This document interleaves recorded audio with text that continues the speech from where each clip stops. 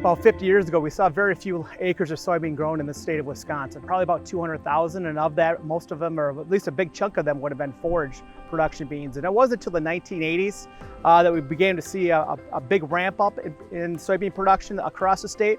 And when I came to UW-Madison in 2007, there was roughly 1.4 million acres of soybeans grown at that point. This last year we had about 2.2 million acres. So we've seen about 800,000 acres of soybeans added to the rotation just over the last 15 years since I've been here. We have a very strong and long-lasting history of working directly with our farmers. They'll come to us with problems they have. Then the Wisconsin Soybean Marketing Board, roughly once a year, will come with a request for proposals. Basically, it outlines their priority list of research that the Farmer Board was looking to fund and do research in. Then us as researchers, we work together, we build ourselves teams. I work very closely with Damon Smith and Rodrigo Worley on different projects to be able to build out these projects and really deliver the information that farmers are really interested in getting. About 60% of the research I do is on soybeans, and the majority of that is checkoff funded work. And we primarily are working on sclerotinia or white mold in soybeans. So we spend a lot of time on that particular disease because it's really probably the #1 problem here in Wisconsin in terms of the disease issues. Within my program, I have a small breeding program too, and we're actually standing here in front of some of the varieties that we've released to our foundation seeds, and that work was all funded by the Wisconsin Soybean Marketing Board.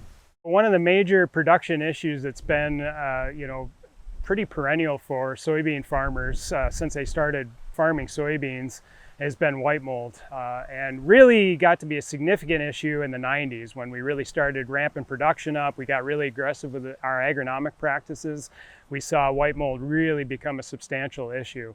The major focus of our research evolves around integrated weed management for soybeans. Weeds are becoming more and more difficult to control as you see driving around the countryside. So our focus has been around more integrated, sustainable strategies for management, particularly of herbicide-resistant weeds in our soybean production systems.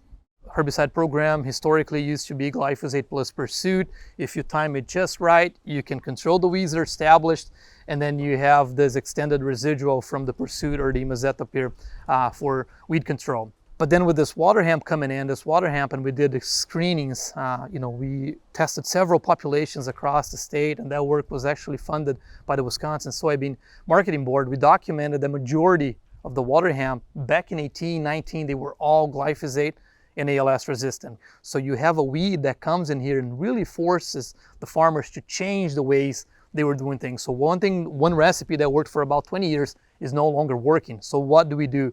And that's where when I got here, we had this tremendous opportunity to do some fascinating work looking at residual herbicides. And I think to this date, I think that's been some of the most impactful contributions my program has had here in the state. Investigating which residual herbicides work well for water hemp, and also understanding water hemp resistance across the state. By doing these types of screenings, we can understand where potential problems will pop up next, and again, always help farmers fine-tune their weed management programs. So the future of soybeans in Wisconsin is very bright. We see a lot of new technologies coming into the pipeline. We're working with drones. We're doing a lot of work with AI, or artificial intelligence, will help take that farmer data that is basically hidden on their yield monitors and their data files, be able to bring the power of AI to the farm level. And that's really super exciting me right now. We have a really cool project with that. Also, we have some really cool work when we're looking at the sustainability side, advancing sustainability, specifically with looking at cover crops and other applications of being able to fix carbon into the soil profile, and really keep driving that sustainability message home to our farmers and our customers. I like to think that the research we're doing here is the best, and really, in all truthfulness, we probably have one of the best soybean research teams in the country here at the University of Wisconsin.